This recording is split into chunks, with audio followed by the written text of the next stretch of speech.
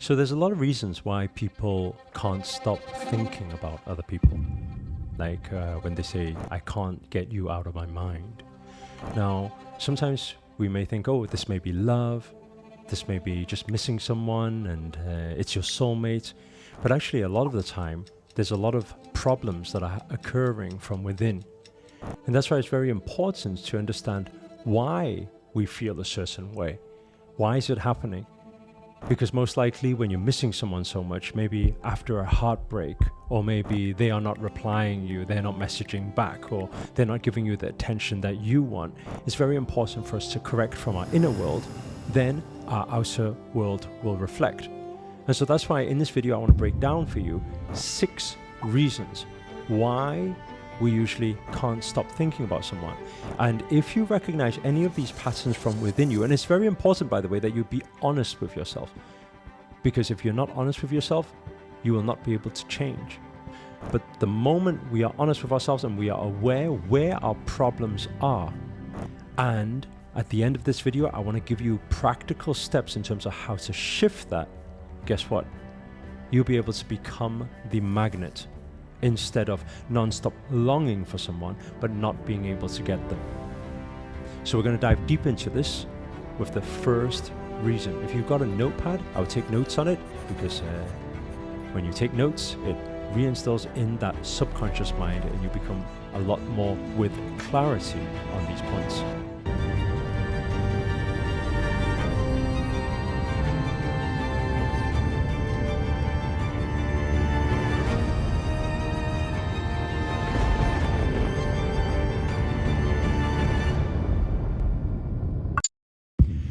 The first one has to do with anxiety and emotional attachments. So what I've took note of here is it's about having excessive worrying about relationships.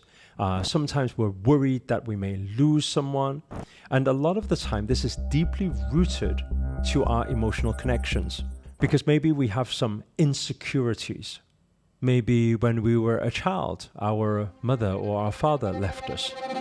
Maybe we've had this experience or trauma before when we were younger, where somebody has left us when we had high hopes that everything was going to last forever. And a lot of the time when that has happened before, we have this emotional trauma. And this anxiety usually starts to kick in because we've got a lot of worry, a lot of fears. But obviously it's very important that we don't worry. Because if we have our fears and we're in that vibrational frequency, therefore we're going to attract more of that. And that's not what we want. So like I said, at the end of this video, I'm going to give you some practical steps to be able to overcome all 6 of these things. Okay? So you just take note and recognizing what points you can relate to. The second point is about loneliness signals, right? Probably you're yearning for some connection. You feel like you're missing your other half. And that's also another big point as well.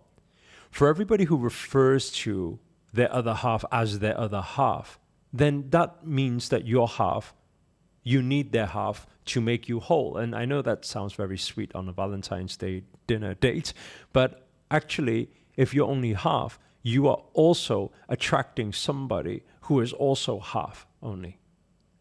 So imagine if you were wholesome, and imagine if they were wholesome.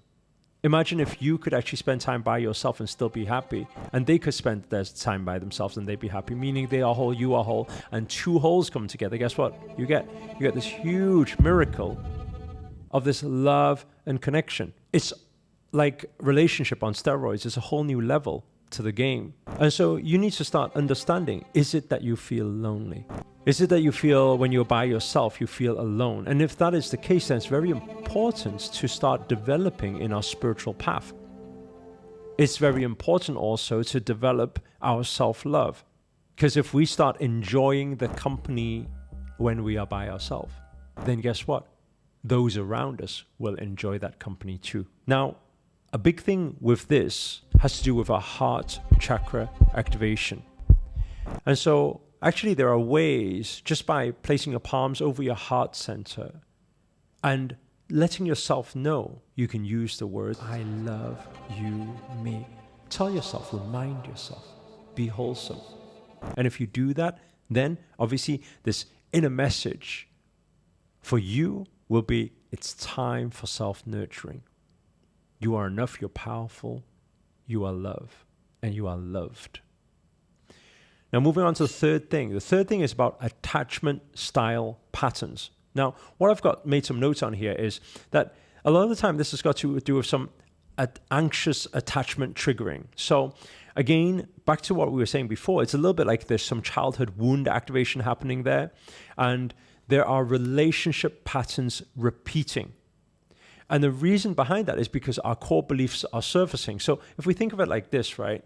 Have you had it where you're attracting a relationship and it's the same problem? You attract another one, you same problem. And you keep thinking, why am I attracting the same idiots over and over again? And if that's the case, it's because actually this is our core beliefs that are surfacing. It's beliefs that are not true. It's just a belief. But maybe we've been conditioned through time, or we've brainwashed ourselves to believe that that's the way relationships are, or we again start worrying. So when we have these childhood wounds, it's very important to do some inner healing. It's very important to do some cognitive reframing, to start shifting the narrative that our mind believed and remembered the story as. Oh, men are always this way. Oh, women do this too, or whatever. So we have these beliefs and thoughts, and then we really attract it. It's like people who worry or think or believe, I think she's cheating on me. And then you find she's cheating on you. So now then we need to come back into the manifestation terms of understanding.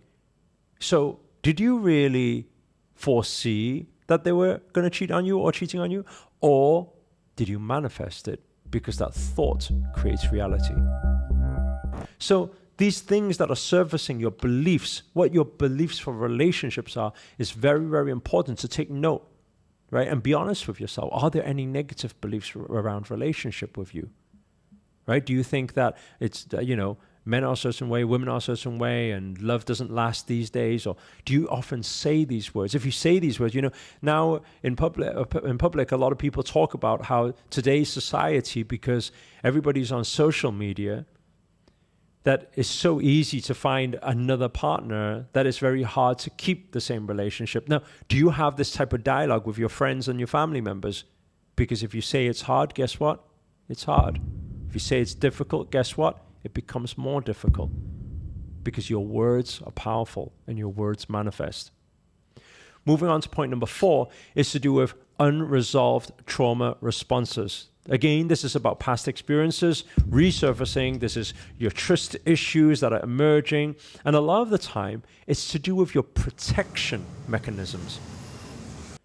So maybe you're trying to protect yourself. Are you one of those people who you're kind of like, you start a relationship and then maybe the other side says, I love you, and you're kind of like, oh, I would love to say those words, but it's a bit too early for that. Now you need to really consider, what does it mean it's too early for that? So it means actually what you're really doing, you're holding back, right? And I know what you think to hold back. The thought process behind holding back is that I want to protect myself. I don't want to dive in, head over heels, and then go the wrong route and then find out they're whatever, right? Not the right fit for you. But we also need to understand that you get what you put out. Think of it from the other side. Imagine you were the other side of the relationship and you are giving your all. You're saying, hey, I love you. Hey, I miss you. Hey, let's hang out. And then the other side is holding back at every stage. They're not responding. They're purposely not replying so often. They're purposely not messaging because they think it's going to be too much. They're purposely not giving too much. They're purposely not saying the I love you words because they say it's too early. Maybe you say, hey, actually, I think you're the perfect fit. And they say, well, let's see how it goes. Imagine you were the person receiving that type of resistance.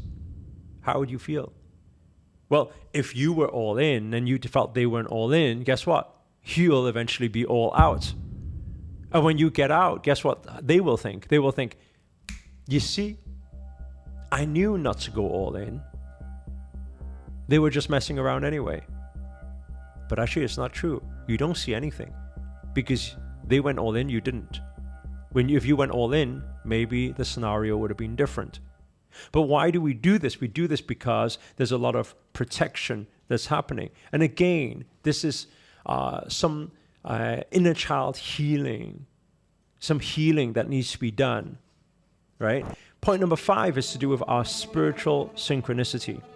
So a lot of the time, right, it's not all negativity. It's not, we can't say, oh, the reason why we can't stop thinking about the other half is because, or the other person is because it's all unresolved problems and traumas and emotional and fears and all the rest of it.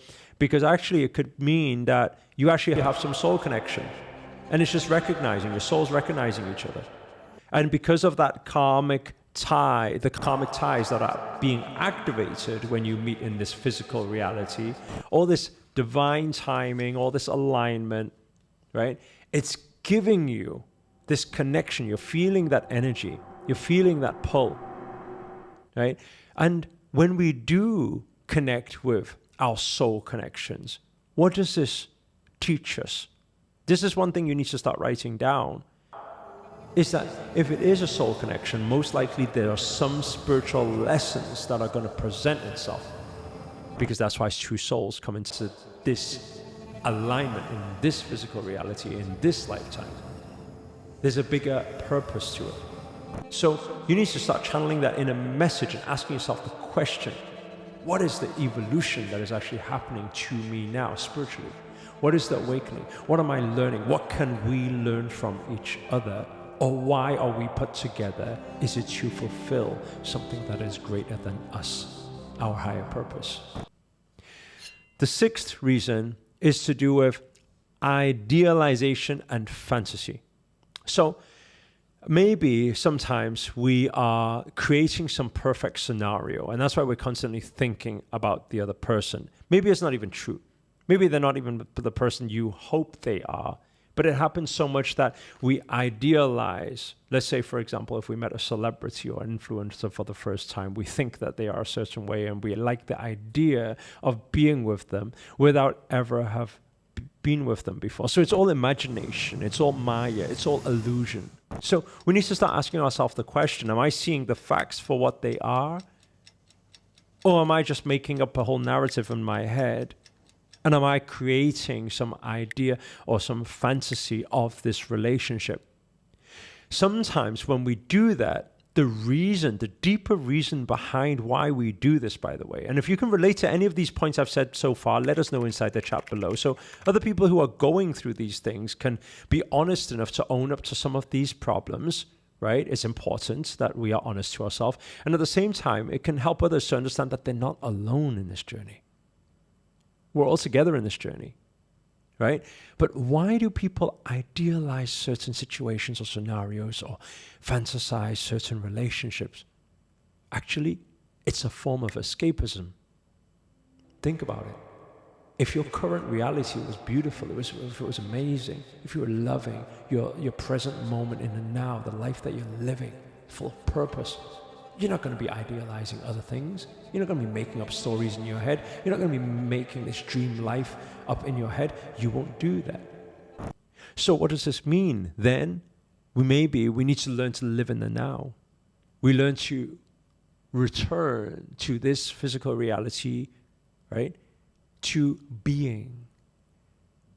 A lot of the time we are just human doings, not human beings. When are we just being in the moment? And actually observing all the beauty that is in every moment. Because a lot of the things are here now. They cannot be in the future, they cannot be in the past. Everything is manifested from here now. So try not to idealize certain scenarios and relationships and think that, oh, it should be some way or something like that. No, actually, you create anything your way from this moment. But that presence of mind is very, very important. When you're here in this moment, guess what? You won't be nonstop thinking about somebody, hoping, right? Idealizing and hoping and fantasizing. That's dreaming. And in this situation, your dream won't come true because to you it's a dream. It will only come true if it's your reality. So make it your reality by living in the moment and making every thought, every feeling, every action practical in what you are doing right now in this moment.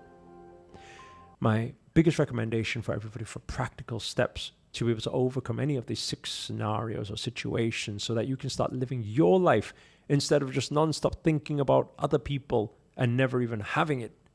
So the first thing is to start documenting your thought patterns, because you need to be aware. I always say you cannot change what you cannot see. The second thing is to explore your emotional triggers, right? What is creating these emotions? Where are they coming from? Is it really coming from positive? If it is, great. Or most of the time it's coming from a negative. It's coming from a lack. So start identifying those things. Number 3 is to practice meditation. Silent sittings, witnessing meditation, breathwork meditation. These things will help you bring your mind back into the present moment so you're not overthinking, right? The more you think, the more you think. And sometimes when it spirals, especially when the trigger or the cause is some negativity or trauma, actually that expands too. Number 4, focus on your self-development, right? Understand when you change your inner world, your outer world will reflect.